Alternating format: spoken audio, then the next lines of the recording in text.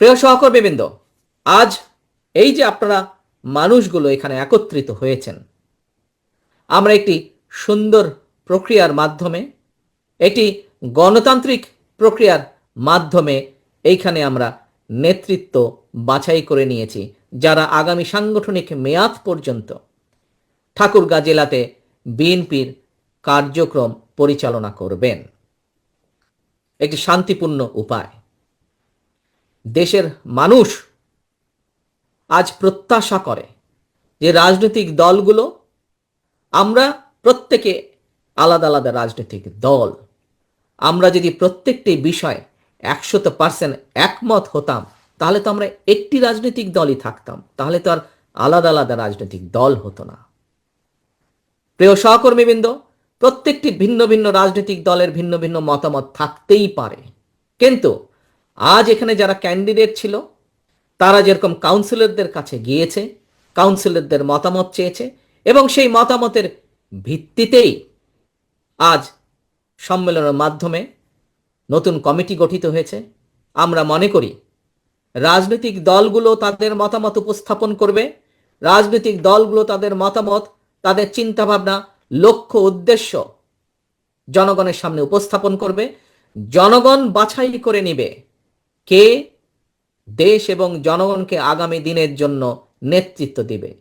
জনগণ বাছাই করে নিবে, শুধু জনগণ বাছাই করে নিবে না, জনগণ সিদ্ধান্ত নিবে কে আগামী দিনে এই দেশকে পরিচালনা করবে, যাদের নীতি, লক্ষ্য, উদ্দেশ্য, আদর্শ, পরিকল্পনা জনগণ পছন্দ করবে, জনগণ গ্রহণ করবে, জনগণ তাদেরকেই সেই দায়িত্ব অর্পণ করবে। আজকে যদি আমরা জনগণকে বাইরে রেখে, জনগণের কাছে না গিয়ে, যদি রাজনৈতিক দলগুলো একটি জায়গায় বসে আলোচনার পরিবর্তে, একটি সিদ্ধান্তের পরিবর্তে, জনগণের কাছে যাওয়ার পরিবর্তে যদি শুধু নিজেরাই আমরা কথা বলতে থাকি, তাহলে ওই যে একটু আগে বললাম, একটি অরাজক পরিস্থিতি তৈরি হবে, যেই পরিস্থিতি কাঙ্ক্ষিত নয় দেশের জন্য, কাঙ্ক্ষিত নয় জনগণের কাছে, যে পরিস্থিতি পলাতক স্বৈরাচারকে আবার ফিরে আসার পরিস্থিতি হয়তো তৈরি করতে পারে। প্রিয় সহকর্মীবৃন্দ, বাংলাদেশ জাতীয়তাবাদী দল মনে করে, বিশ্বাস করে জনগণই সকল রাজনৈতিক ক্ষমতার উৎস।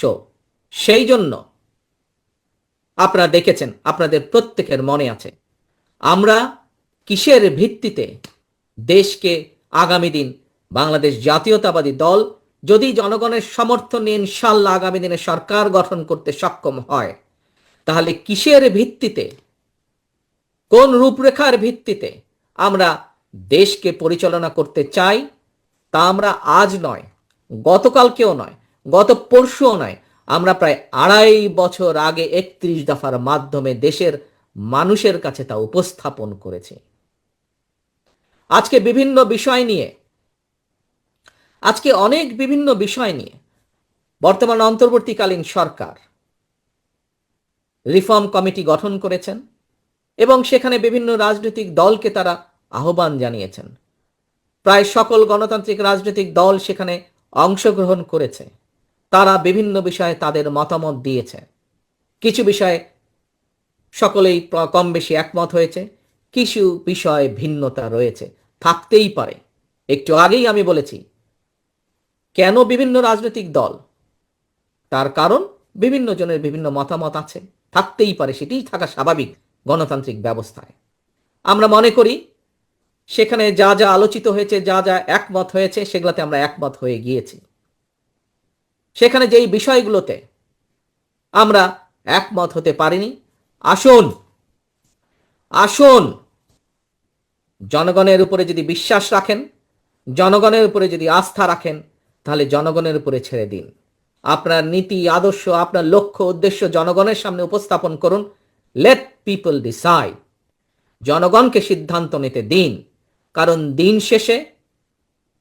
কারণ দিন শেষে রাজনীতিতে আমাদের আস্থা, আমাদের এই বিশ্বাস বাংলাদেশের জনগণ। প্রিয় সহকর্মীবৃন্দ, আজ বিভিন্ন আলোচনায়, বিভিন্ন বক্তৃতা, বিবৃতিতে শুধু আমাদের নেতাকর্মীরাই নন, যারা নিরপেক্ষ মানুষ, যারা অনেক অন্য দলেরও নেতাকর্মীদেরকে আমি দেখেছি একটি কথা বলেন, বিএনপি বর্তমানে আলহামদুলিল্লাহ, আল্লাহর রহমতে বাংলাদেশের সবচেয়ে বড় রাজনৈতিক দল। সবচেয়ে বড় রাজনৈতিক দল হিসাবে আমি প্রথমেই কৃতজ্ঞতা প্রকাশ করি এই দেশের মানুষের কাছে, এই দেশের জনগণের কাছে। কারণ জনগণের সমর্থন না থাকলে অবশ্যই কোনো রাজনৈতিক দল বড় হতে পারে না। এরপরে আমি কৃতজ্ঞতা প্রকাশ করি আমার তৃণমূল পর্যায়ের, মাঠ পর্যায়ে সেই সকল নেতাকর্মী যারা দিন রাত অক্লান্ত পরিশ্রম করে দলের নীতি এবং আদর্শকে জনগণের দৌড় গোড়ায় পৌঁছে দিয়েছেন, জনগণের দৌড় গোড়ায় নিয়ে গিয়েছেন এবং তার পক্ষে মতামত সৃষ্টি করে, দলের পক্ষে মতামত সৃষ্টি করে জনগণকে ঐক্যবদ্ধ রেখেছেন। সেই সকল নেতাকর্মীদেরকে কৃতজ্ঞতা জানাই এবং ধন্যবাদ জানাই।